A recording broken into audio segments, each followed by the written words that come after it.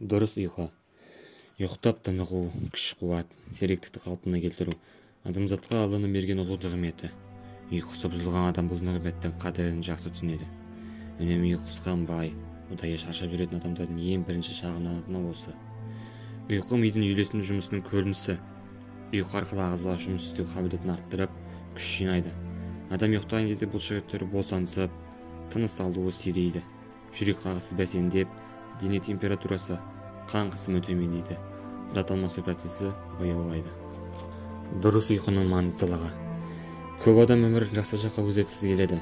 Біраз нәрсені қолға алып, ретке келтіруге тырысады. Ширасына мән береді, спортпен айналысады, күндік жоспарын құрады, алдына үлкен мақсат қояды. Бірақ жетістікке жетуге ұйқының маңыздылығын ескермейді. Ерте жату құндылығын басқа шаруаларға, ермектерге айырбастай салады. Нәтижесінде ертеңгі күні өнімсіз, берекесіз болады. Жасаған жоспар толық жүзеге аспайды. Адам толық тынығып, күні бойы жоғалтқан энергиясын қалыпқа келтіріп, келесі күнге күш жинап, сергек болуы өте маңызды. Қалтафонын түнде қуаттай алмаған адам ертесі күні қандай қиын жағдайға тап болса, ұйқысы қанбаған адамның жағдайы да дәл солай. Шамадан тыс артық ұйқыда, қанбаған кем ұйқыда адам ағзасына зиянды. Зерттеу бойынша 10 сағаттан артық ұйықтаған адамның ми жұмысы нашарлап, есте сақтау қабілеті төмендейді екен. Сондай-ақ көп ұйықтаған адамдар көбірек 49% депрессияға ұшырайтындығы анықталған. Мұнымен қатар көп ұйықтайтын адамдарда қант диабеті, жүрек қан тамыр ауруына, семіздікке шалдығуы көбірек кездесетін көрінеді. Кейбір зерттеушілер 8 сағаттан көп ұйықтайтындардың өмірі бұл мөлшерден аз ұйықтайтындарға қарағанда 15%-ға қысқа. Көп ұйықтайтын адамдар ішкі ресурстары мен қабілет-қарымын тиімді пайдалана алмағандықтан үнемі өздеріне көңіл толмай жүреді. Артық ұйқы мақсатсыз, үмітсіз, яғни өзіне деген сенімсіздіктен туындайды. Қанбаған ұйқының зияны. Зерттеу нәтижесі көрсеткендей, әдеттегі қажет ұйқының мөлшері 90 минутқа қысқарған жағдайда адам бойындағы концентрацияның 1/3 жоғалады екен. Жалпақ тілмен айтқанда, қандай да бір нәрсені түсіну, жеткізу, байқау, есте сақтау сияқты қабілетіңіз 33%-ға төмендеді деген сөз.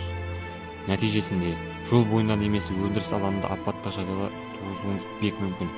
Статистикаға сүйенсек, әр 5-ші жол апаты жүргізушінің ұйықтап кетуінен орын алатыны көрінеді. Зерттеу нәтижесі бойынша ұйқысы қанбайтын адамның ауруға шалдығу ықтималдығы 3 есеге артық.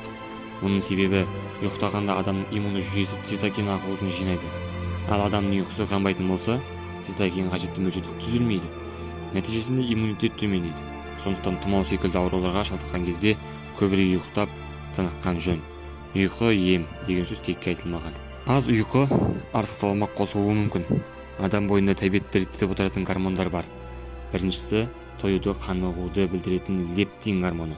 Тамақ жегенде осы гормон арқылы тойғаныңызды түсінесіз де ас жеуді тоқтатасыз.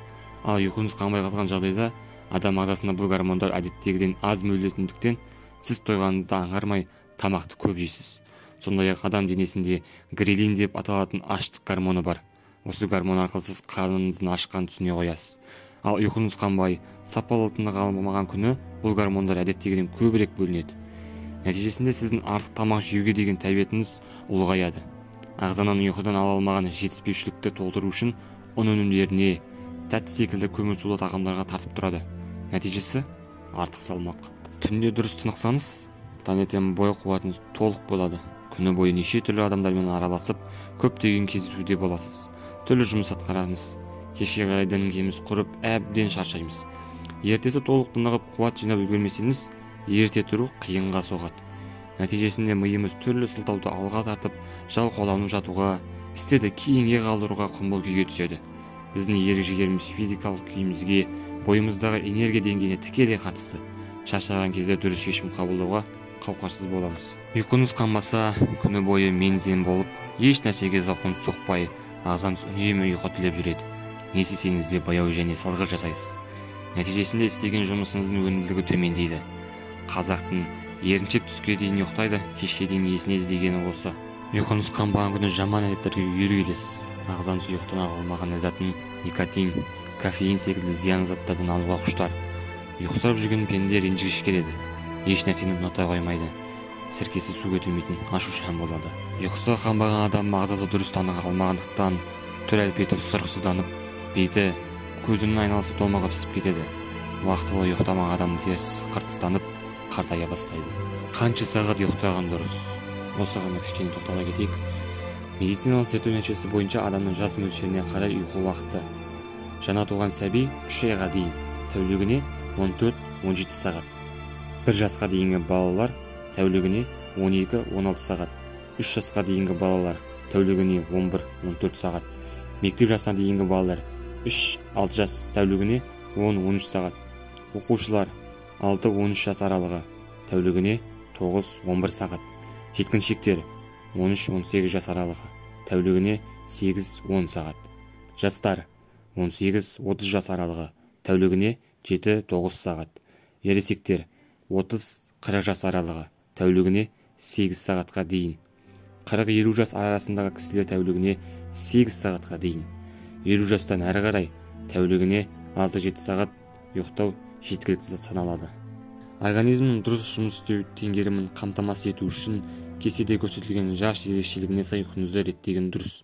Әрине, тұрып жатқан жеріңіздің ауа тазалығы, жеке денсаулығыңыз бен күндік жұмысыңызға байланысты ұйқы мөлшеріне аз-кем баланс жасап өзгертуіңізге болады.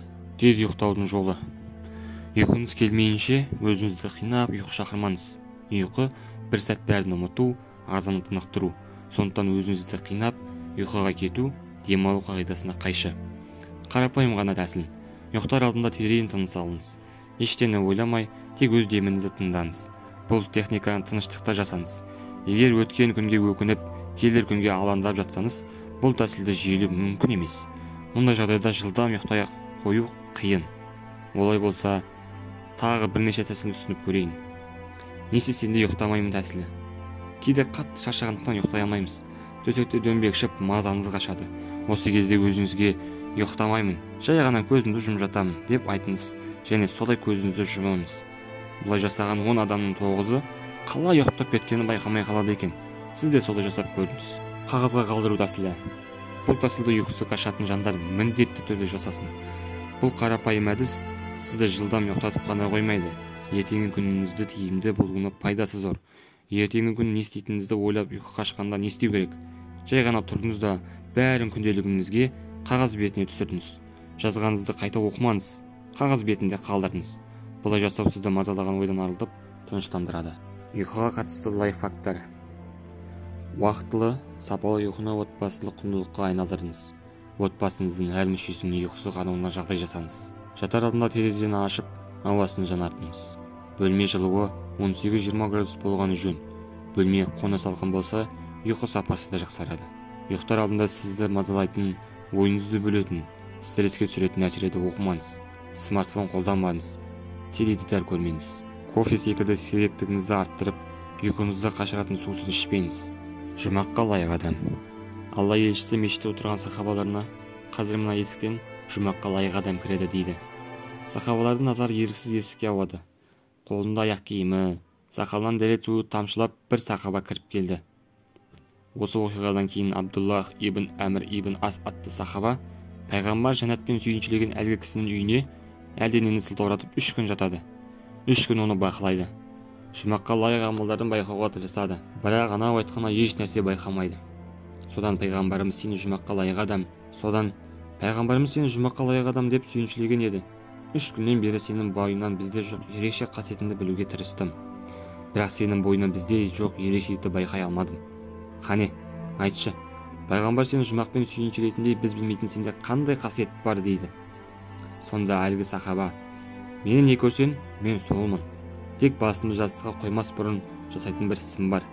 Күніне жатарда, уа Алла тағалам, бүгін мені кім ренжітіп, көңіліме қаяу салған болса, солардың бәрін кешірдім деп, жүрегімді реніш пен өкпеден, ашу мен ызадан тазартып барып жатамын дейді.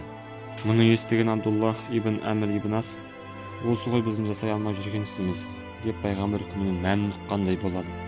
Міне, сахаба ұсынған нағыз пайдалы медитация санамды бүкіл негатив ойлардан тазартып, жадымды барлық жаман пікірлерден арылтып барып ұйықта.